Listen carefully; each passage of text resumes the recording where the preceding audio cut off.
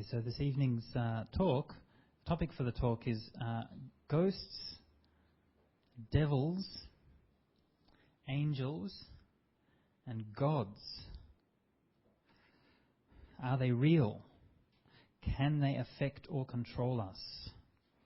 So this is the this evening's talk.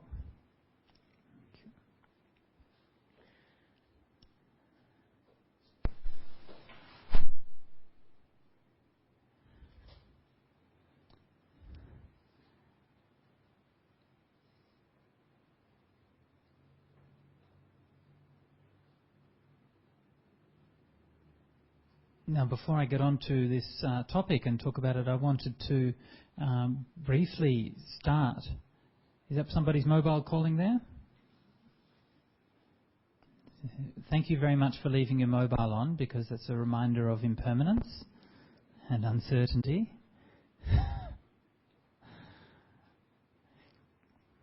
So before starting this talk, I wanted to talk briefly about the earthquake and tsunami in Japan, because what happens, of course, when you have these very terrible disasters and so many lives are destroyed and so many people hurt and suffer because of it. And sometimes people say, it was because of their karma. And this has got so bad, I have to say, this misunderstanding of the teaching of karma has got so bad with the latest one. Within a few days of the earthquake, and you can have a look at it online, within a few days there was a website called Karma Japan. I think it's called karmajapan.com or something like that. And it's full of people who are saying, yeah, that'll teach you for Pearl Harbor.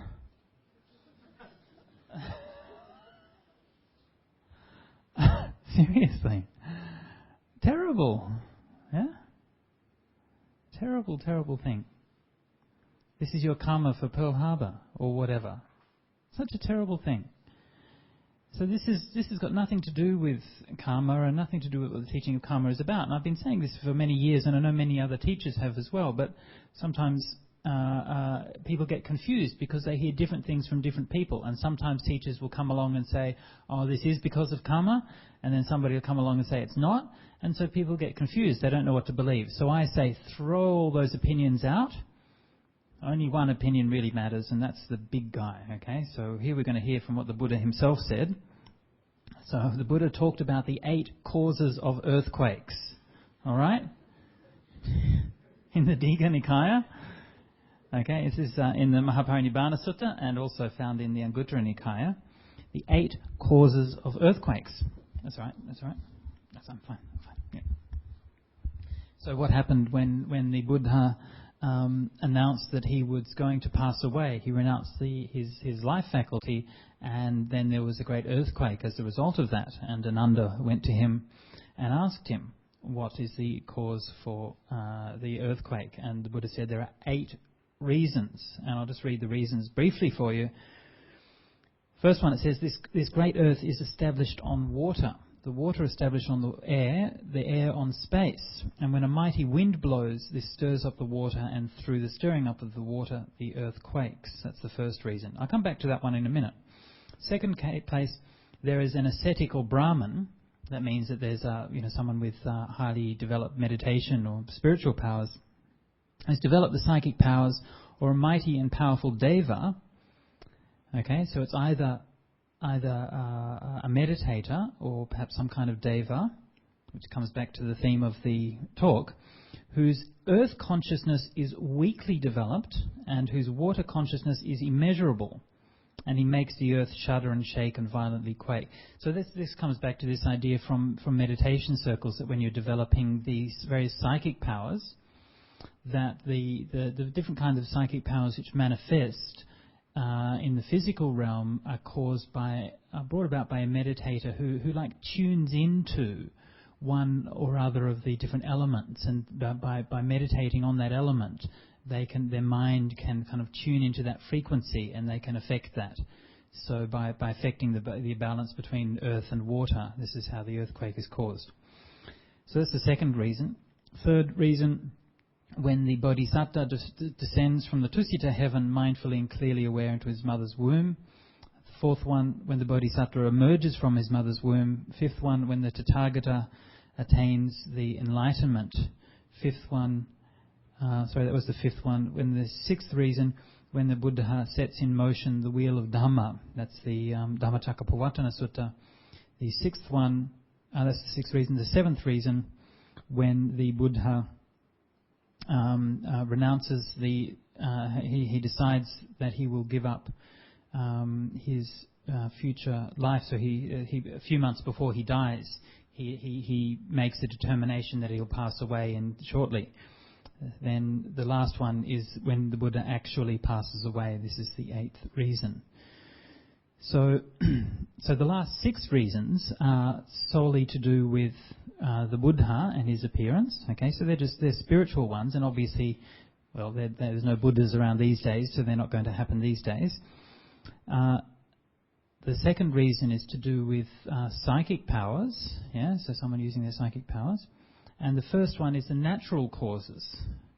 So I think it's probably very likely that most of the earthquakes we're experiencing today are because of the natural causes.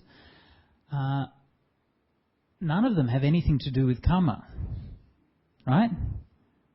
You want me to go through the eight? Do you think you missed any? None of them say because anybody did karma or because a nation did karma or anything like that. Nothing to do with karma.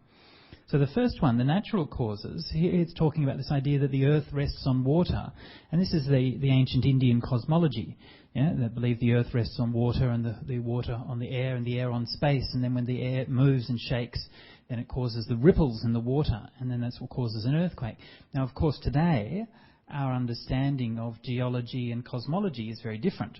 But it's still not that different, actually, is it? Because we also understand that underneath the crust on the Earth's surface, there's also liquid underneath, and the molten rock and so on. And when that's disturbed and when the pressures become too great, this is what causes the earthquakes. Yeah. So even though in detail it's not quite the same as what's taught in the sutta there, but it's not too dissimilar given the different assumptions behind it. So this is an explanation purely in terms of the forces of nature, okay? And so sometimes that's all it is. Sometimes the earthquakes because the forces of nature, the shifts in the tectonic plates and these kinds of things are happening. If that's not the case, okay? Now, if we were to have an earthquake, for example, in Australia, where it's very stable geologically. Occasionally we have small earthquakes in Australia, but generally it's very stable.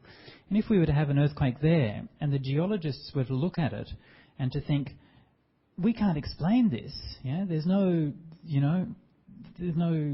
geological reason for this earthquake. Then we might suspect it's cause number 2. Yeah. Maybe some meditator has got angry in their meditation or something like that, and they've caused it, so that might look for that reason. But when we can explain things according to everyday, normal, natural processes, then there's no need to be looking for other kinds of explanation. So I especially wanted to read that for you this evening, and to just to show that this idea that these kinds of natural disasters are caused by karma is not the Buddha's teaching. The Buddha is very clear on this and very explicit. He explicitly said that it's not the case that everything is caused by karma. Only some things are caused by karma. Yeah, and when people are saying these kinds of things, then this is certainly a misrepresentation of what the law of karma is according to how the Buddha taught it. Okay? Any questions on that point before I go on? All right. Okay. So now I have to come to the main topic of the talk, is about different kinds of beings in different realms and so on. Are they real? How do they affect us? And so on. And of course we have like a coming together of two different points of view, don't we? That from a traditional Buddhist point of view, it's automatically assumed that devas and yakas and pretas, and it's got a very rich cosmology, much of which is of course shared in common with Hindu and Indian cosmology. some of which is local in the different local traditions. They have their own kinds of beings. In Thailand, they have the pi. It's a kind of ghost, or in Burma they have the nuts, and in Chinese culture, of course, they have many different kinds of ghosts and so on. So it's in traditional Buddhist cultures, it's taken for granted that these things exist, that they're real, and also that they influence people. Yeah? So when, for example, I was in Thailand, I stayed for a while in a monastery called Pujom Gom, which is on the very, very easternmost tip of Thailand, in a very remote region, overlooking the Mekong River and overlooking Laos. And that part of Thailand is very poor, very backwards, and very simple, and of course a great place for a forest monastery. So anyway, there we are meditating. And one day we heard this announcement over the village loudspeaker system. Okay, so they make these announcements, and they're making these announcements, and because it's distant and it's spoken in the local dialect, we couldn't really make it out what they were saying. So we asked people to tell us what was going on. And they told us this story, that a few days prior to that, and also what happened was that people had stopped coming to the monastery. Okay? So some of the people who would normally come to bring dana and so on weren't showing up. And some people still came, but some people didn't. So we asked what was happening, and they told us that a few days earlier, this woman had been possessed by some kind of devil or demon. And this demon made her do many, really, really crazy things. Eventually, the demon took this woman up to the top of a cliff where we were. We were on cliffs overlooking the Mekong, and it threw her off. It made her jump off the cliff to try to kill herself. This was how badly she was demented. But she didn't die. She landed at the bottom of the cliff, very badly injured, and still not dead. So the demon then dragged her, the demon that had possessed her, dragged her back up to the top of the cliff and made her jump off again, which she did, and she died the second time. And then the demon entered another woman in the village, yeah, and this woman was kind of screaming and demanding alcohol, yeah, wanted to get drunk, and also demanded a pig.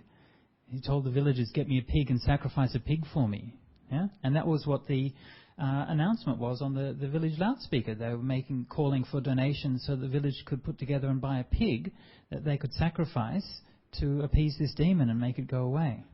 Yeah? So that was quite a shocking story for us to hear. Yeah? And the reason why they weren't coming to the monastery was that they were too scared. They thought there's this evil demon around, so that they're too scared because they had to walk through a bit of forest to get to the monastery. They didn't want to. So these things taken quite for granted in traditional Buddhist cultures, and you have to admit that it's a bit hard to explain some of these things. They're coming from a Western model. Like you might think, okay, one person goes crazy, but then why after she died did another person in the village have the same reaction? Yeah, it's a bit hard to explain. Anyway, so that's from a traditional point of view. Of course, from a Western point of view, a secular point of view,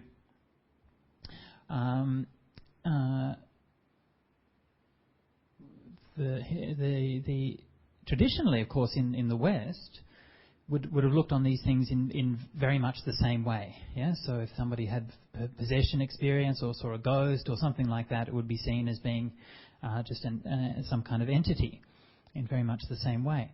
But with from the 19th century and the 20th century onwards, there was a very strong development of a secular tendency within Western culture, and what the psychologists started to investigate from the time of Freud and others, and they started to say that many of these kinds of phenomena, which have previously been explained as possession or some influence of some external entity, can actually be explained in terms of a person's own internal psychological dynamics. Yeah, the basic idea is that what we tend to do is project, yeah? That we take parts of ourselves and we assume that parts of ourselves exist independently of us, yeah? And so this is a psychological dynamic. And the psychologists would then tend to explain away all of these things. So this is the tendency in modern psychology, is to say that possession and ghost experiences and so on are merely projections, internal projections of the person. And of course, I think it's obvious that in many cases that's quite correct, right? In many cases that's obviously true, but that doesn't mean it's the case all the time. So that kind of point of view has, in recent years, been introduced into Buddhism, and we have the emergence of a kind of secular Buddhism. And the most well-known proponent of that is a fellow called Stephen Batchelor. I don't know, has anyone here heard of Stephen Batchelor? Yeah? So he's an author and an ex-monk, and he tries to present a form of Buddhism which he claims is closer to the spirit of the original Buddha, and he bases a lot of his things on the Pali Canon. And one of his agendas is to try to marginalize all of these phenomena like rebirth and the existence of other realms and beings and these kinds of things. And he wants to say that these things are merely cultural products. They are merely aspects of the belief in the time of the Buddha, which became incorporated into the Buddha's teachings. Yeah? And so there's that kind of tendency which you find. And obviously, in a sense, that way of approaching Buddhism is, well, it certainly has its place, because, you know, there are many people today who are very skeptical about these things, and yet who still can learn a lot and benefit a lot about Buddhism. And so there's some people who feel, look, I'd like to, you know, come and do meditation. I'd like to practice mindfulness and so on, but I'm really not sure about, you know, when Buddhists go on about this rebirth thing and stuff like that. So it's very understandable that we should present Buddhism in a way that's appealing for people who are like that. But personally, I think that Stephen Batchelor and his approach goes too far. And to try to say that all of these things are just the product of an Indian culture is, I think, a bit of an insult to the Buddha and a bit of an insult to the Buddhist traditions. The Buddha was very discerning. Yeah, the Buddha was very able to listen to all the things that were going around him and to accept what he wanted to accept and to reject what he wanted to reject. And we find these things constantly happening in the suttas, in the Pali Canon, and many places the Buddha is in dialogue with philosophers and ascetics and meditators from different traditions, and he will always adopt that questioning, inquiring attitude. Yeah? He never just accepts things without thought or without reflection. Some things he'll say, yes, that's true, that's right, and he'll accept them. Other things he'll reject. Yeah? This is the Buddha's way. So I think just to argue that something which is such a major part of the teaching was just a cultural influence, I don't think is a really tenable argument. So in any case, here we have these two camps or two perspectives, one of which the traditional approach, which accepts that these things all exist without too much question or consideration, and then a kind of a modern secular approach that wants to dismiss them all, and again without too much reflection. So I think it's an important topic for us to consider and to see what we can learn from these different approaches. Now,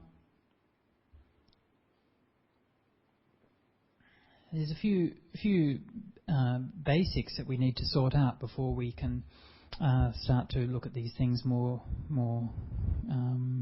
clearly. One thing is that, according to the Buddha, none of these kinds of beings, all right, in the different realms, are inherently very different from you and I. All right? This is the most important thing.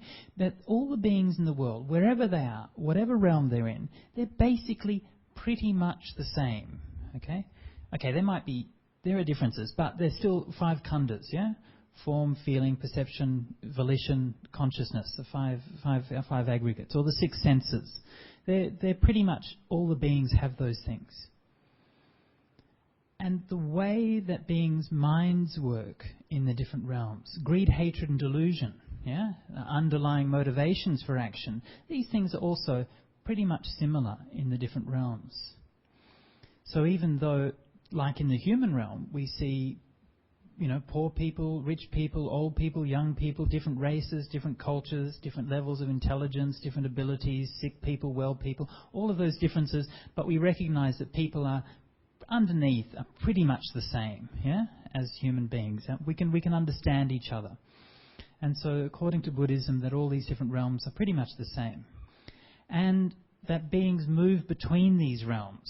So it's not like you're created as a god or an angel or a devil or something like that, and that's who you are forever. But these are stations of life during the course of samsara that we get reborn into for a period of time because of some karma, and then we pass away and get reborn somewhere else. Okay? So these are important principles. And this also is where the notion of karma comes in. Now, I said at the start of the talk that karma doesn't determine everything. All right? We can't use it as a catch-all explanation for everything that happens. But karma does cause some things, and according to the Buddha, the most important thing that karma does determine is where you get reborn. Okay? That's not all that it determines, but it's the most important thing. Where is it that you get reborn? Okay? So when we die, there's a force in our mind, there's an energy, and that energy is karma. And that energy directs us to one place or another. So it may be to the human realm, maybe to one of the animal realms, maybe to one of the heaven realms or one of the lower realms. And once we've made that choice, and once we've gone into that particular realm, then that will more or less affect the kinds of things that can happen to you. It doesn't fix them, but it more or less shapes our experiences in our life. I'll give you an example from my experience is my grandfather. My grandfather was born in Yorkshire, in England. It's a very poor working class area. And when he was young, he was about 13, he used to work on the docks. He went to work on the docks where he would... he told it to me one day, and they used to have these big drums on the docks, and they would lay the ship's cable in the drums. And because he was small, he would get inside the cable and inside the drum and crawl around, laying these ship's cables, just crawling around in circles all day. That was what he would do, was crawl around in a circle inside this drum. Yeah. So while he was doing that, he thought, well, I've got to get out of here, right? So he saved up a bit of money, as much money as he could, and as soon as he could, he decided to emigrate. And he wanted to go to Canada. So he went there and said, I want to emigrate to Canada, but they didn't have any places. The boat was full.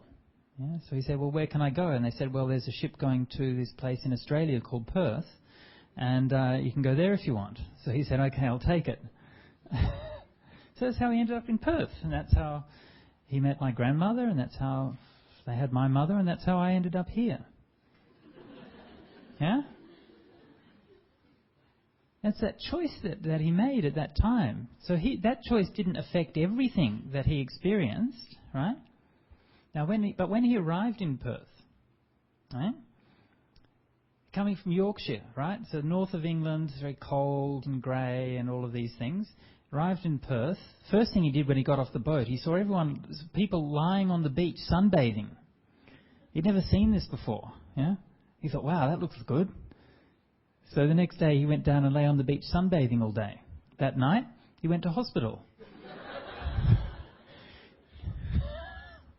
Covered in blisters. He's just come from Yorkshire. So then he learnt that, and he stayed on in Australia, had a happy and a good life, and, made a reasonable amount of money and had different businesses. He was a He had a logging business and he had a funeral directors and ran different kinds of things. And then, when he was in his 60s, still not that old, he got skin cancer. Yeah? This is a cause and effect, isn't it? Yeah? He came to Australia. If he'd been to Canada, well, he probably wouldn't have ended up with skin cancer. Yeah? And that's what he died of. Yeah? He eventually died of the cancer, which started out as skin cancer. So his choice to come to Australia didn't determine that, but it made it possible. Yeah? So this is like also when we get reborn. We get reborn in a particular state. It's not going to fix everything that happens to us in that state, but it does make certain things possible. It opens up certain kinds of possibilities and, very importantly, it closes down certain other kinds of possibilities. And, of course, this is always regarded by the Buddha as being the great benefit of the human realm. Because in the human realm we have the most ability to reflect on and to make the positive choices and to make the good karma, because we have a mix of good and bad, a mix of happiness and suffering, and because we have good minds and good consciousness, so we can understand things well. So the human realm is always said to be the best realm to be born in if you want to practice Dhamma. If you're born in the heavenly realms, that's okay, you can still practice Dhamma, but most people don't because they're a bit too lazy. It's too much fun, yeah. It's just like being in a resort all the time. So nobody's too serious about their Dhamma practice, yeah. And of course, if you're in the animal realm, then you can still practice to a little bit. Yeah, you can still have. I don't know if you've seen the story of the cat in the temple in Korea. Anyone seen that story? Yeah, goes along to the temple and worships at the shrine every day and sits there. So it's possible, but pretty rare, I think. Yeah, most times animals are not that concerned with Dhamma practice. And if you're in the lower realm, other lower realms of pretas and things like that. And actually, if you look in the Buddhist stories, there are some examples of pretas or yakas and things like that who do become converted to Buddhism. But it's quite hard because they've got very strong instincts and very strong kind of desires of greed or hatred or something. So it's fairly rare to be able to overcome them. The human realm's a bit more balanced, believe it or not, right? You might think that it's hard enough in the human realm, but relatively it's a bit easier than it is in other places. So that's just a little bit of background into that, into Buddhist cosmology. Now, while I've got the Digha Nikaya here, I might just read you a little bit, or just point out a little bit here. One of the things to bear in mind when we're thinking about this, we have in the front of this edition of the Digha Nikaya, which you should have a look at, it has the cosmology of Buddhism. Okay, so it has the different realms of devas, the sphere of neither perception nor non-perception, the devas of the sphere of nothingness, and so on, down to the different kinds of Brahma realms, the Tusita devas and Yama devas and so on, the human realm, hungry ghosts, asuras, and the hell realms. So there's lists 31 different planes of existence there. Yeah? So this is the conventional list as found traditionally in Theravada Buddhism, and there are similar lists found in the different schools of Buddhism. Now that list as such is not really found in the Buddhist early teachings, although all of those realms are referred to, but the list as a whole is not really found. But what I want to point to, which is perhaps more interesting, is that actually if you look in the suttas and the Buddhist teachings, you find many places where there are all kinds of beings and devas and so on which are mentioned, which don't really fit into that cosmology very easily. Okay, and I'm just going to read here.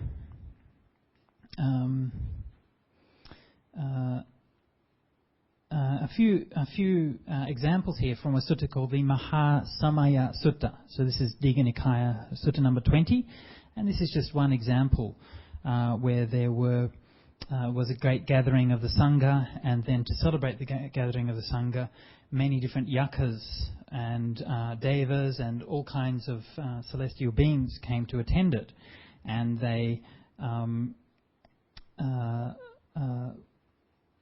they're kind of listed and described here. So this sutta is used very commonly as a parita, and is used as a protection chant. Yeah? So it's a kind of compilation of the different kinds of divine beings.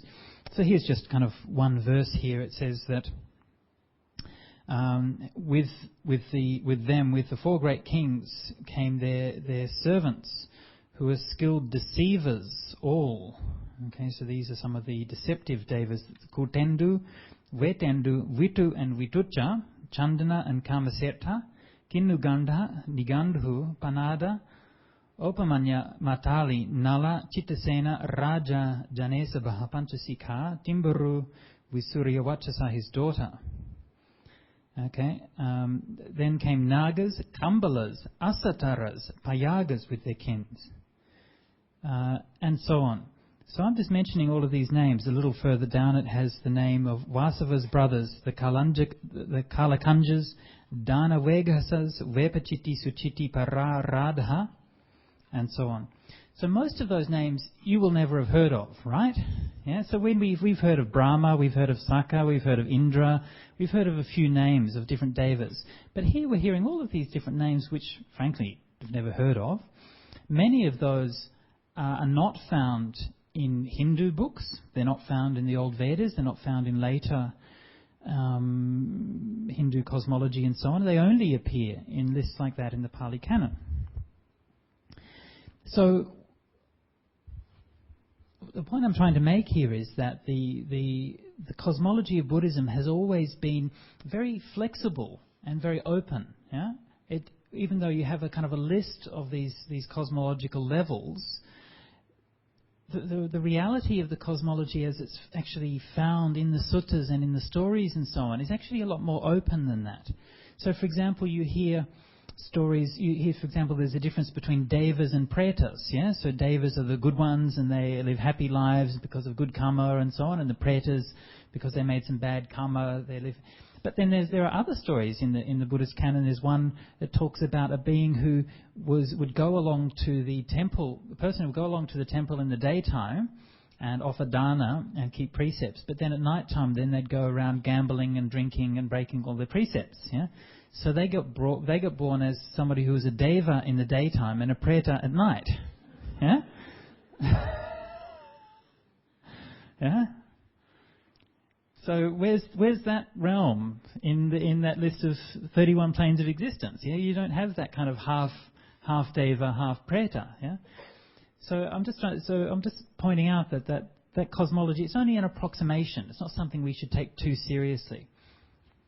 Actually, what the Buddha said is that all of these beings, all of those different kinds of beings, are all produced by the mind. Yeah? They're all produced by the mind. It's the mind which is the formative force. It's the mind that produces all the different kinds of variations in beings. And even among those beings who we can see, yeah? So, for example, in the human realm,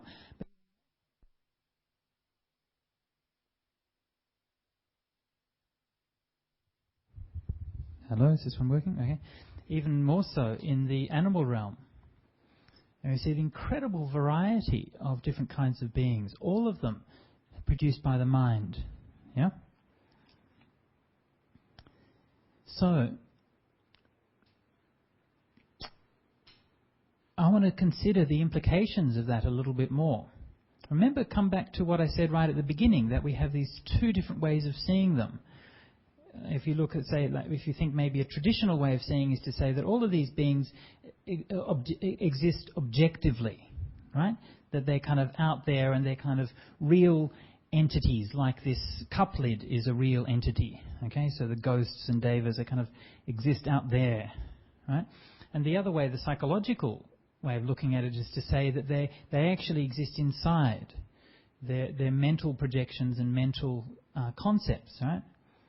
Which we falsely believe to exist outside. So that's that very dualistic way of looking at things, that things have to either exist objectively out there, or else they're just subjective and they're in here. But that dualistic way of thinking is not Buddhist way of thinking at all. Yeah? The Buddhist way of thinking is to say that the internal and the external are always interrelated, that they're always connected, that what is happening outside is always affecting and conditioning what's happening inside us. And similarly, that what's happening inside us is always affecting and conditioning what's happening externally. Yeah? If we think, for example, in the Satipatthana Sutta, and it talks about meditation. It says contemplating the body, one contemplates the body internally. That means contemplating one's own body. It means you contemplate externally. That means you contemplate external people's bodies or the earth element or elements externally. And then you contemplate Ajahata means internally, externally. Yeah?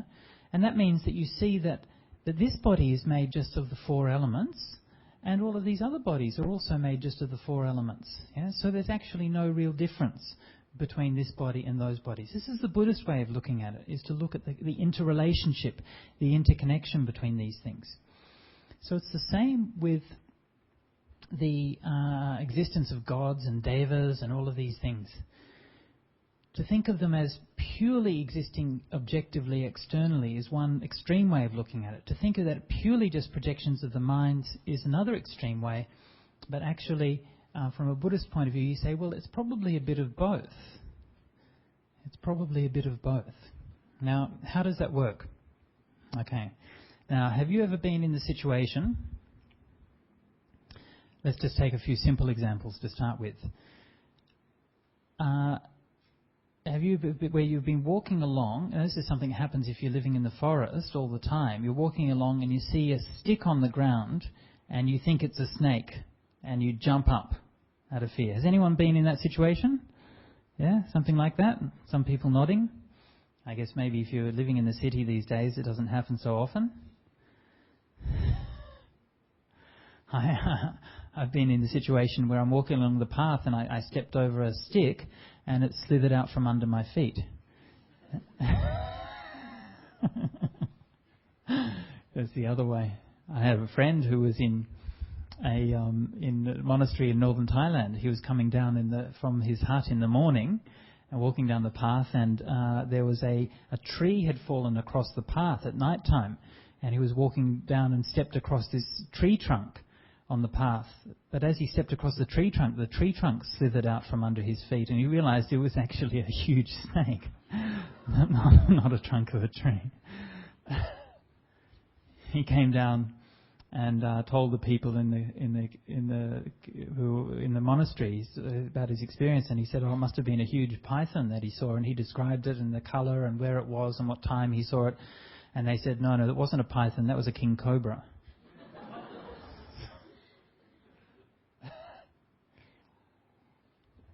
So that's perception, isn't it? Yeah. So perception makes us see things that are not there.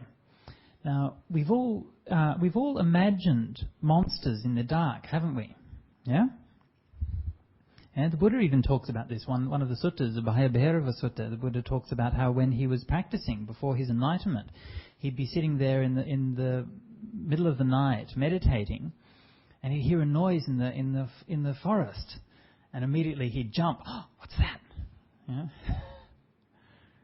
This is what I really love about reading the suttas and reading about the Buddha's accounts of his own practice, because it's very human. Yeah, he wasn't saying, "Here I was, the world's greatest meditator, and I never have any difficulties." He's saying, I was so scared because I thought there was some animal in the forest, and then he realised, hang on, that was just a peacock, nothing to be worried about. Yeah. So the same thing happens when we're meditating in Australia, yeah, except it turns out to be a wombat or something. Yeah. But wombats make quite a bit of noise, yeah. If you're sitting there, and sometimes they come and they rub themselves. Some people staying in caravans or something like that, and they'll come and they'll rub up against the caravan. And if you've never stayed there before and you're not expecting it, it can be pretty scary. Yeah, it starts to shake. The wombats are pretty big, so this is if you put now you. These days, you guys live in Singapore, right? Any tigers around here? I mean, apart from the beer and stuff. But is there like any real ones? Not in the zoo, right? In the zoo, exactly. Cages, right? Yeah. So this is what we've done to our monsters. Yeah, we've taken them and we put them in cages, and then they're pretty cute, aren't they? Yeah. it's very sweet. We can go and we see them. Oh, look at the tiger. It's really nice. If he got out of the cage, it'd be a different story, wouldn't it? Yeah? Yeah? So we have a very different relationship with these things than any kind of people in the past. Just something you can read one time is the history of teddy bears. Does anyone know about the history of teddy bears? It's a fascinating story because in the West, the bear was always one of the most ferocious and fearful creatures. Yeah, and of course in many countries bears are terrifying. Yeah, they're huge and they're very unpredictable. And so it was only towards the end of the 19th, early 20th century that gradually, when the wilderness had been tamed and the people became confident, that they actually began to see bears as cute. And actually, you could have it as a little toy for kids to play with. Before that, it had been like this terrible thing that you had to be afraid of. So as our civilization, as they like to call it, advances, we've tamed the wilderness, yeah, and we've tamed many of those monsters that live outside, yeah. So if you put yourself back into the minds of people who lived in earlier generations, yeah, where you're living in a village, and yes, there are elephants around, there are snakes around, there are tigers around, there are bears around, and these things are all terrifying things, yeah. They're all fearful. So you can imagine that tendency in the mind every time you hear a noise, yeah? Every time you see, something shaking in the bushes, then there would be that tendency to amplify it. Everything would become bigger, like in that story of the Buddha. It was only a peacock, but somehow you imagine that it's a big monster. So you can see how people would get this idea that there are monsters everywhere, yeah? So this is how things come from that internal projection, yeah? And they get amplified. Or another example, and this is actually quite I'm a bit of a historian, and this is an interesting historical thing that I think most people don't know about. But in India, when they've excavated a lot of the Buddhist monasteries, they found on the sites of the Buddhist monasteries, underneath them were pre-Buddhist sacred sites. Yeah? Of course, this is very common in places around the world, that when there's some kind of temple or place of worship, that different generations will come and build a new one on that site. The same thing in Europe, all the churches are built on the site of pagan places of worship. And so underneath is built, there may be some local shrine to a local spirit or something like that. And even underneath that, there may have been shrines or places of animal sacrifice or human sacrifice, which may go back thousands of years. And these are actually on the same sites, but at lower levels than the Buddhist temples. And so on those sites, yeah, what you find sometimes is like these bones of very big animals.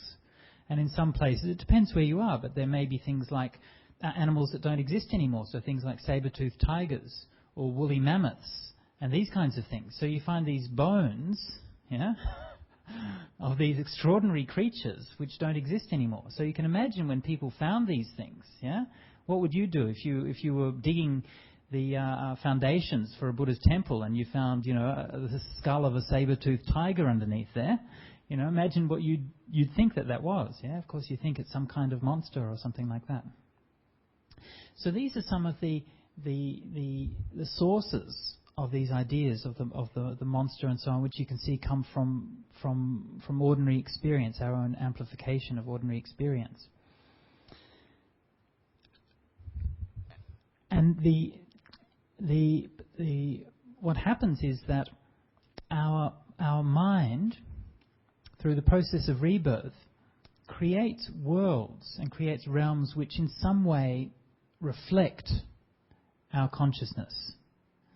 As the first line of the Dhammapada says, that mind is the forerunner of all things. Yeah? Mind is a creative force. So all Dhammas are manomaya and made by mind. And this is something which is true in a very ordinary sense. We look around us now. Yeah? Everything we see in this room is all made by the mind, isn't it? Yeah? Everything in the ceiling, the walls. Everything here, somebody thought of it. Somebody planned it. Yeah? It was an idea in somebody's mind first, and then later on it took shape. So this is what the Buddha said, is that all these different realms of existence were made by mind, because of the desires, the concepts, the motivations, the thoughts in your mind is building up this world in the future. This is that idea of karma. And if we look inside ourselves, we have demons, we have angels, we have gods, we have devils, and that's what they're created from. They're projected onto the world outside. So whereas in the reductionist or the secularist approach would say, all of these things are merely projections of the mind, right? As if projections of the mind are not important. Whereas from a Buddhist point of view, you say, yes, they are exactly projections of the mind, because the projections of the mind is what the world is made up of. The whole world is actually created from projections of the mind. Yeah?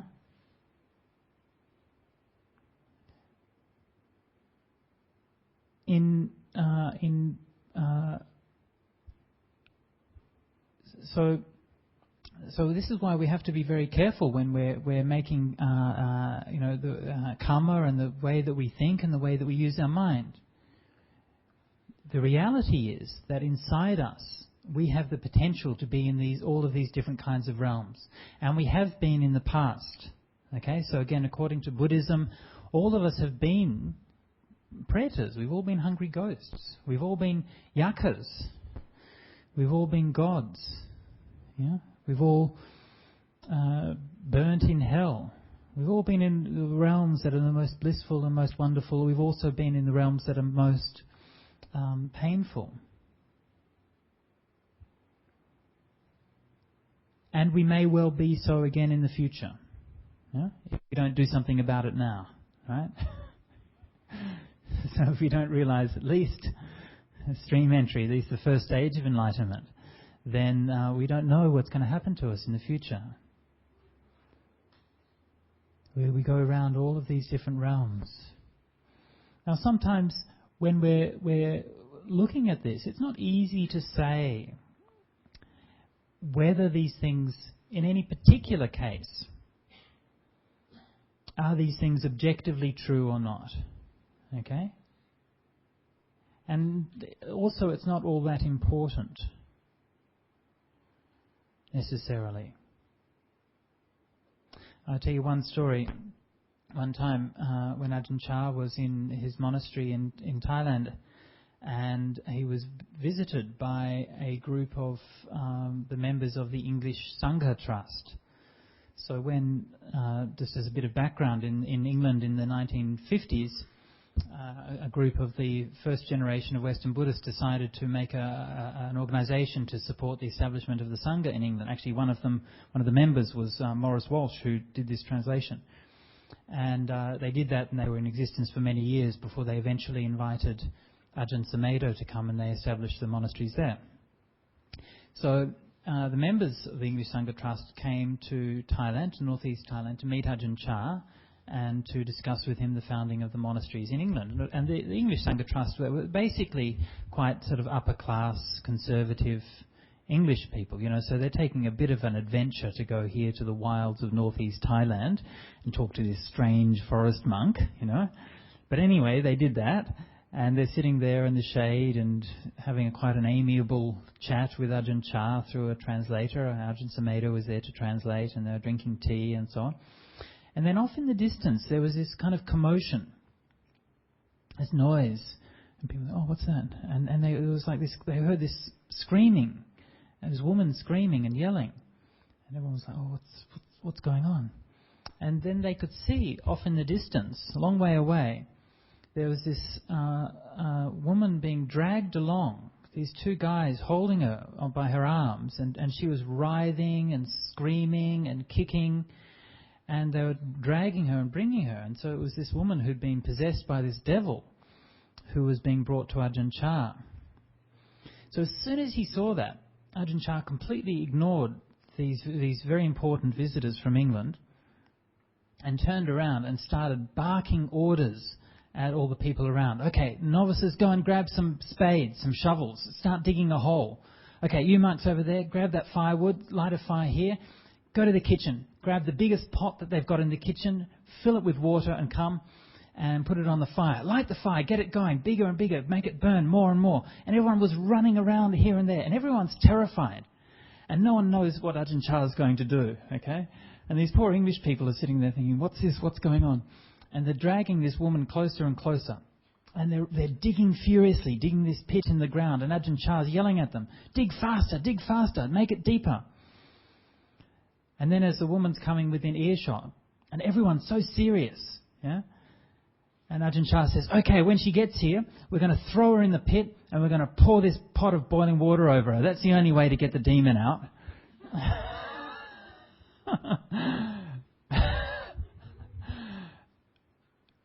And she's coming closer, and as she begins to realize what's happening, she begins to calm down a little bit.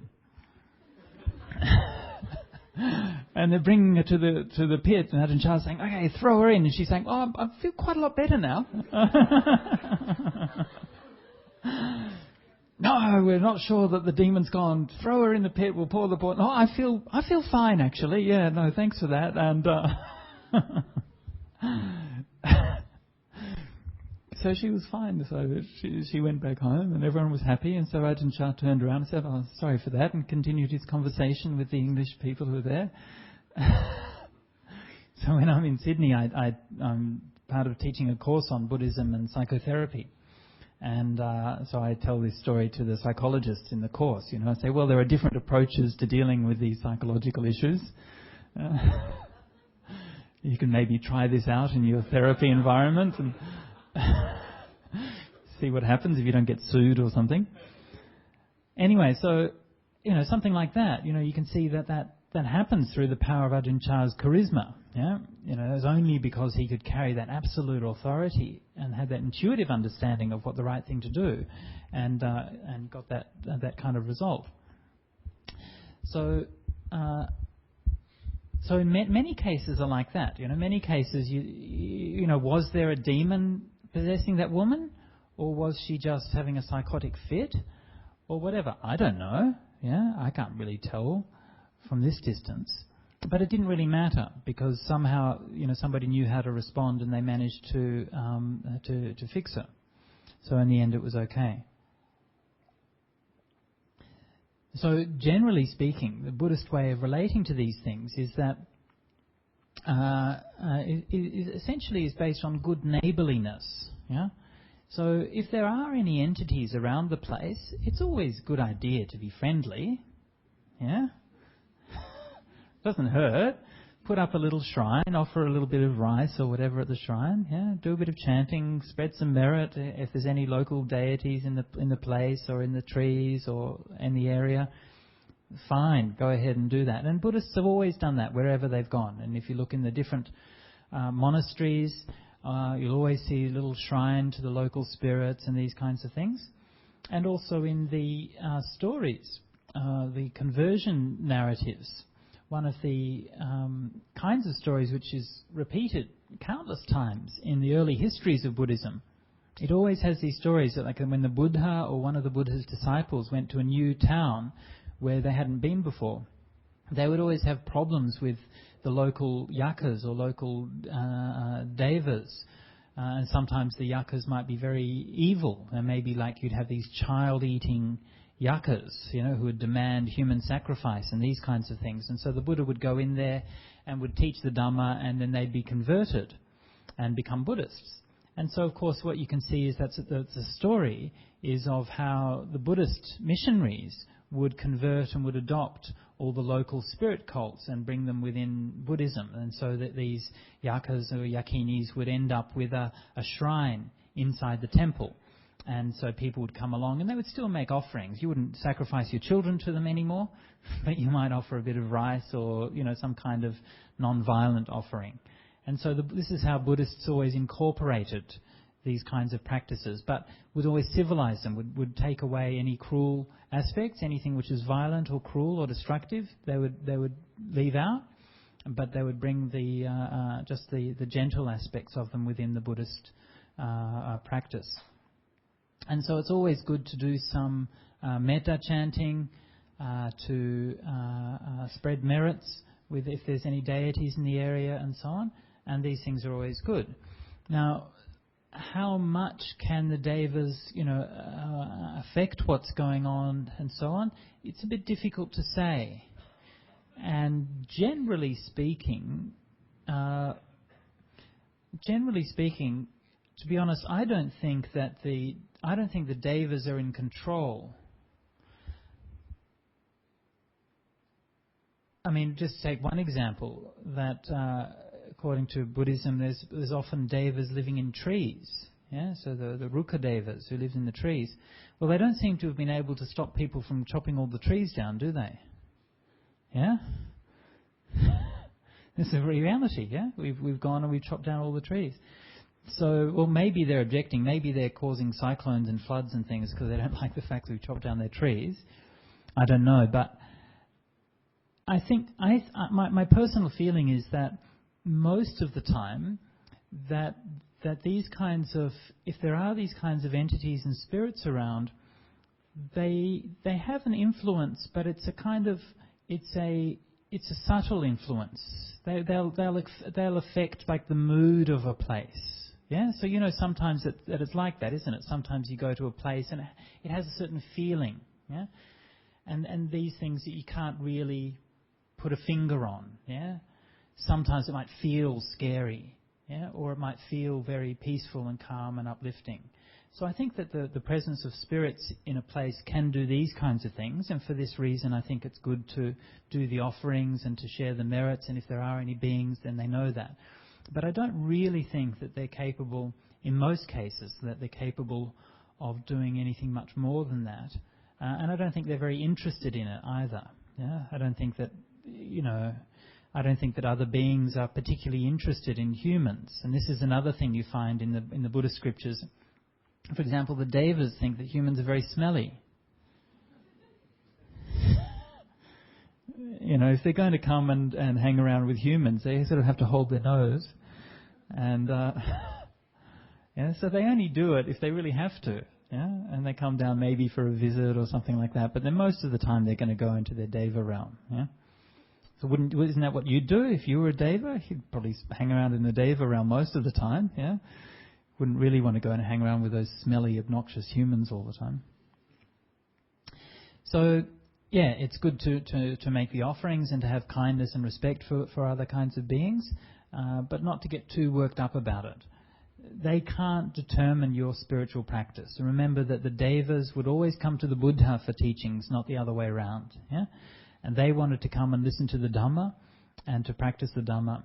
And this is something which is much more powerful than anything which any deva can give you.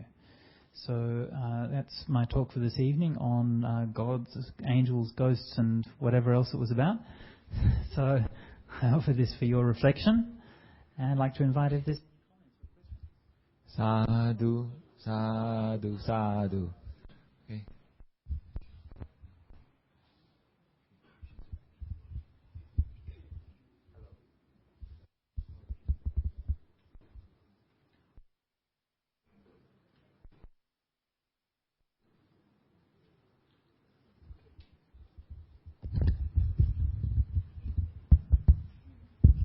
Okay, now we open the questions to the floor. Any questions from any of the members?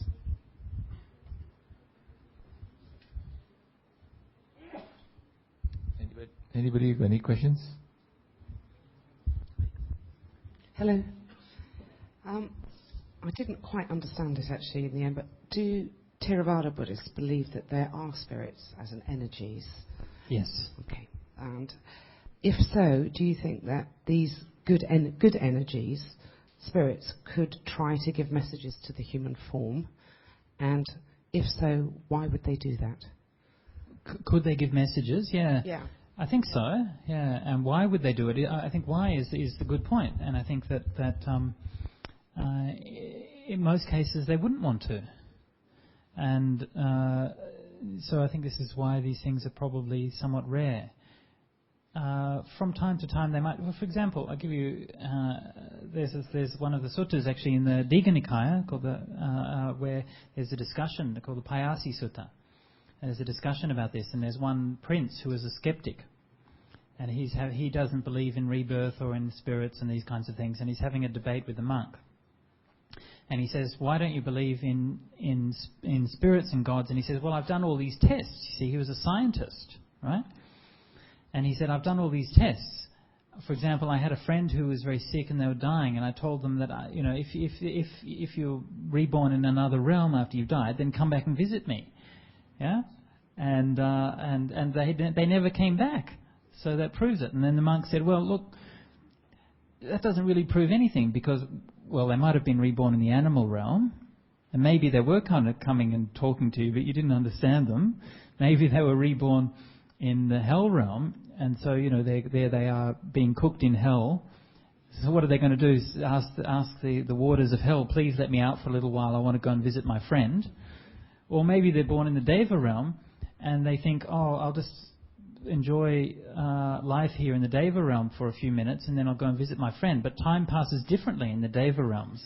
So by the time you've done that, as you know when you're on holiday, yeah, time passes very differently. And by the time you think of going to visit them, then it's already too late and the person's already died. Yeah. So again, these stories, they're not necessarily meant to be 100% serious, yeah, with the way that they're presented. There's a certain element of humour to them. But the point, I think, is very true, is that these realms, they are separate realms, and there would have to be an unusual and strong motivation for somebody to make that kind of contact. Do you think it's possible? I do think it's possible, yeah. And I think it happens, relatively commonly. Yeah, even though I don't think it's not necessarily all the time, but I do think, in dreams and very psychic events and things like that there is a communication going. And it's true, there are many things that happen where you can't really explain what somebody might know except through those kinds of explanations. Yeah. So one story about that is actually a good story, is from the biography of Carl Jung, the psychologist. And he had a dream or a vision or something one time, I can't remember which one, it was of his father. And his father died when he was relatively young, and then later on in his life his mother was terminally ill. And then his father came to him in this vision, and of course, Jung was like, "Wow, it's amazing, it's my dad's come to me from beyond," and he wants to ask him about what happens and everything. But his father was not interested to talk to him about what happened in the beyond or anything. The father said to him,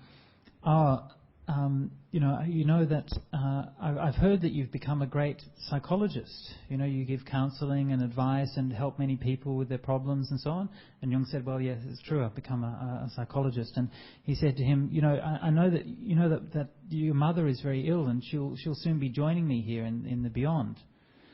And Jung was like, "Yes, I know. She's very sad. She's very sick." And the father says, "Well, son, you know that your mother and I never really got along all that well. And I'm just wondering whether you might have any advice for us that would help." Seeing as we're going to have to spend eternity together. So he's coming for marital advice to the psychologist. So, just have one last bit to my question. Is do you think spirits could attach themselves to human beings as guardian to guide them and to be there, at a certain time in somebody's life to maybe change their destiny? Let's say they're about to get on an aircraft and some phenomena happened, and that could be part of a good spirit energy in a different realm. I'm not. It's hard to say. I'm not sure. Many times those kinds of things happen, yeah? And, there's no doubt that those kinds of premonitions and things like that happen quite commonly, yeah? And I've just been reading a book, actually, that's been talking about some of these things. One of the ones that says it's the most common one is the telephone telepathy, yeah? Which is where you think of somebody and then they call you. Yeah? Has that ever happened to anybody here? That you're thinking of a person and then when you're thinking of it, then a few minutes later they ring you up? Yeah? Has that ever happened? Or the other way around, you ring somebody up and they say, oh, I was just thinking about you? Yeah, so these kinds of things I think happen quite a lot. So whether it's because of a guardian angel or something like that, it's very hard to say. Yeah. So personally, I would, when I'm considering these things, I would, I'd look at it from an inquiring point of view and really want to say what's actually going on, rather than making too many assumptions about it. I'll just give you an example. There was a book I read some time ago called Hungry Ghosts, and it was actually in the library at Bodhinyana Monastery. It's an excellent book. It was about a Canadian journalist, who wanted to investigate channeling. Right? So there was a group in that area that used to meet once a week, and they used to channel this particular entity. And there's a woman who did the channeling. She was a lab assistant in a chemistry laboratory, a young woman in her 20s. She had no knowledge of what the entity was doing or saying. She would just go into a trance and the entity would speak through her, and she had to ask the people afterwards what had been said and what was going on. And they would meet once a week, and this entity would present through this woman, and they would have to talk and so on. So this journalist joined the group, and he wanted to investigate it. And it was very well written, because at the beginning he had this very objective approach. He really wanted to find out, is this true, and so on. But as he went along, he found himself getting more and more caught up in it, more and more believing in what was happening. And he also pulled, when you were reading it, he pulled you into it as well, because he saw you wanted to believe in it as well, yeah? So it was actually quite very clever like that. And these little things would happen along the way that would cause these doubts to arise. Yeah, like say one time this entity would maybe be criticizing one of the people in the group. So maybe like having favourites. Yeah, they prefer one person than the other or something like that. And so, you found yourself trying to justify it and explain away this behaviour, even though you knew it actually wasn't very nice behaviour. Yeah? And so little things like that would happen. And eventually this journalist decided to continue his test. He went to see another group that was channeling another entity. And he went and sat with that group, and he told this entity, he said, listen, I've been sitting in this group with this other fellow, Joe entity over here. And then the second entity says, oh no, that one, he's really bad. Yeah, you shouldn't go with that entity. He's really going to lead you down the wrong path. And then he went back to the first one, and he said, oh, listen, I was just doing a thing with this. And he said, oh no, that fellow, he's really bad. Yeah. So he's starting to think, what's going on? Yeah, these guys are supposed to be accessing some universal cosmic wisdom, and that they can't even get along with each other. So then he began to have more and more doubts. So he decided to investigate the claims of this entity, and he asked this entity about his previous lives. And the entity had been reborn as a human in 2 past lives that he got all the details for and investigated them. The immediately preceding past life was as a pilot in the English Air Force during the Second World War. And he got all the details, his name, the squadron he was in, all the people who were in the squadron, where they flew, what they flew, all of the details, everything, so many details. And then he went to England and checked it all out and met the people in the previous squadron, talked to them, and everything was absolutely true, including little incidental details that were not written down in any history or found in any book or anything like that. And he was able to confirm all of the points by talking with the people who were still alive from the squadron. So, of course, it was very convincing. The other past life was in Greece, the generation before that, so around the time of the First World War, or the beginning of the 20th century. And it was sort of on the northeastern corner of Greece.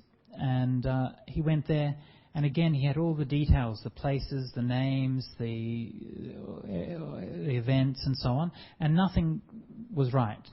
Nothing matched up. Yeah, the language that was spoken wasn't the same language that he was supposed to be. The towns weren't there. Nothing was there. It was just a fiction. Yeah. So that's very interesting, isn't it? Yeah. So the conclusion that he came to after that was that there is something going on. right? But that these beings, these entities, actually were feeding off the adulation and the praise which the people were giving them. Yeah? That's why he called it hungry ghosts. They're actually hungry for the praise and the worship. And that, yes, there are some things they can say which are quite remarkable and quite true, but that doesn't mean that they're perfect. It doesn't mean that you can trust everything that they say. Yeah, so that book was really worth reading. Yep. Okay, next question. Oh, here we have some written down. Right. What happens when babies died in Japan earthquake? Is that right? What happens when babies died in Japan's earthquake? Are their lives shortened? I'm not quite sure what that's mean. Of course their lives shortened when you die. I don't know if the asker of the question is. I'm not quite sure what that question's getting at.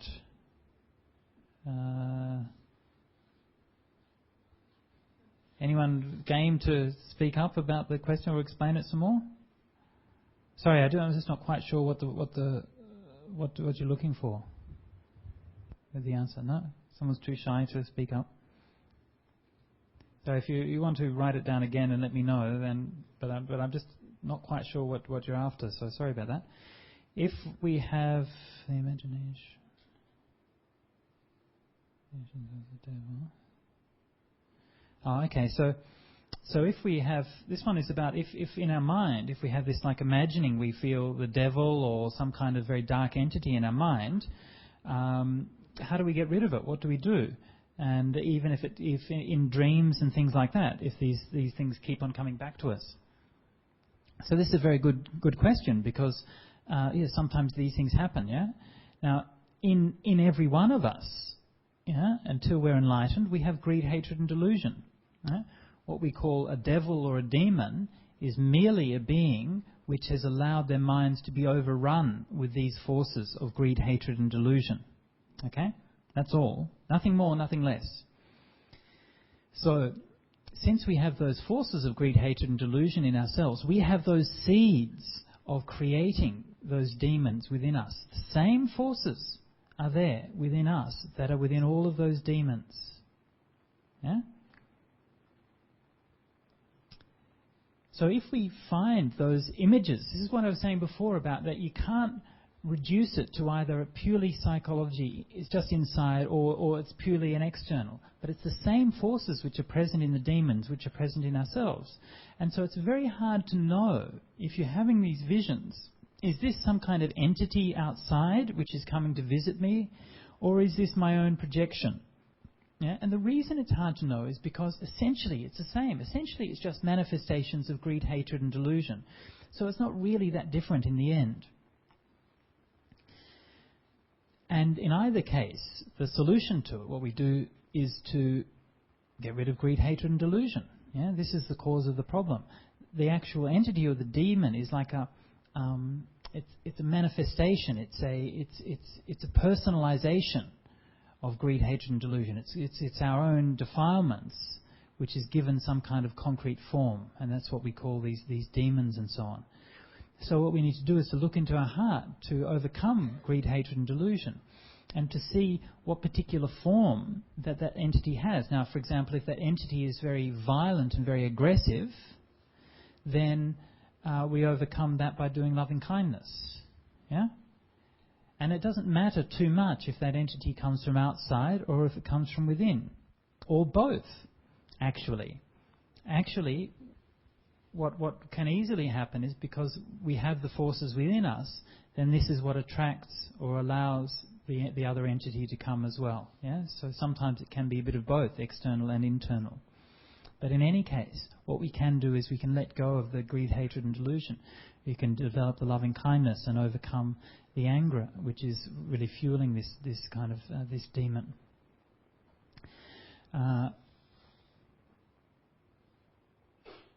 If there are cases, and I'm going to say this because I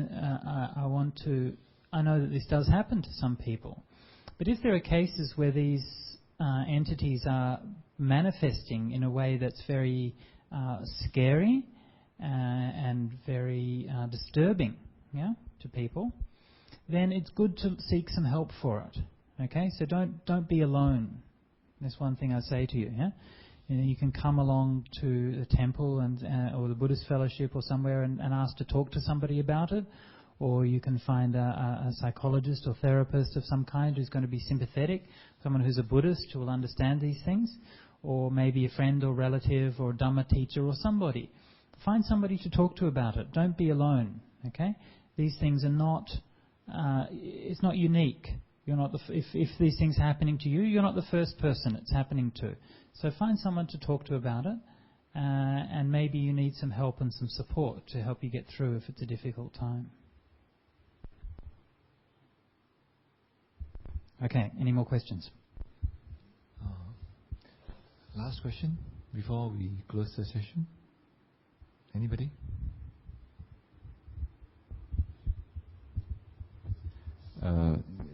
Venerable Sujato, just ask a question regarding the Singapore context on the Ghost Festival. Yes.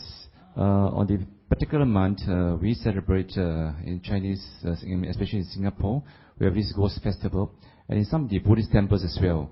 So I think they have this misconception whereby on that particular month, there are more ghosts, they will be released from the hell, realm. And, maybe other days are not so much ghosts. So, what do you comment, what do you, can enlighten us on the Buddhist context on this, ghost realm on that particular month? What month do they do that in? We do it in the middle, the July, the Chinese calendar. The seventh month. Sorry? Oh, okay. Yeah, seventh lunar month. I think they have the same festival in Thailand. Yeah, it's about the same time. They usually do that, and also in Vietnam, I believe, they have a similar festival. Probably all originally stems from the same one. Yeah, but it's not dissimilar to what the origins of Halloween in the West was. Yeah, Halloween's basically the same thing. It's all literally that's where it'll be. Is All Hallows Eve is when the spirits get released from hell and so on. So, opening up the gates of hell, freeing all the beings, letting them wander around for a while, and then, I don't know, are they supposed to just voluntarily go back? Is that when you start to think about the details of this, it starts to get a little bit less plausible, doesn't it? Yeah. But I think one of the origins of this, I mean, I wouldn't take those things too literally, but I think the origin of it is that there should be a time for acknowledging of these things. One of the how am I going to put this? A lot of our thoughts and ideas about entities and spirits and so on is all conditioned by our fear of death. Yeah? We don't want to die. And we somehow want to continue in some form after we've died, most of us. But we're also at the same time kind of afraid of death. Yeah, we're afraid of dead bodies and people who have died and so on. We don't like to, hang around cemeteries in the middle of the night and these kinds of things. So we have these sort of combinations of kind of longing and fear. But we're afraid of ghosts and things, but at the same time we kind of yearn for some contact with beloved ones who maybe have passed away. So there's this kind of mixture of feelings that we have around all of these kinds of things. And so a lot of our ideas about these spirits and entities and so on are all conditioned by these emotional needs that we have. So one of the ways that we, as a culture, that we deal with that, and one of the ways that human societies deals with these kinds of problematic situations is that you kind of allow it for a certain period of time, and then you can close it up after that time. Yeah? So you say, well, there's this period where these spirits are out and they're roaming free and all of these things, and then it's okay at the end of it. Do you see what I mean? So, and this is very, very common. If you look anthropologically all around the world, Many, many different societies have this same kind of idea in one way or another. The way they do it is different, but many places they have this. And so you'll have some kind of day, some period, where the spirits in some way are closer, where the walls between worlds become thinner, and the contact between ourselves and the departed becomes more possible. Yeah? And then that's allowed for a period of time, and then it finishes, and we can go back to our ordinary life. Yeah? And so this is one of the ways that human societies have developed that helps us to cope with those stresses, the fear of death, the fear of ghosts, and all of these kinds of things. So in that way, I think that culturally it's a healthy thing to do. Whether or not there are actually more ghosts around in that kind of period of time, well, maybe there are. I don't know.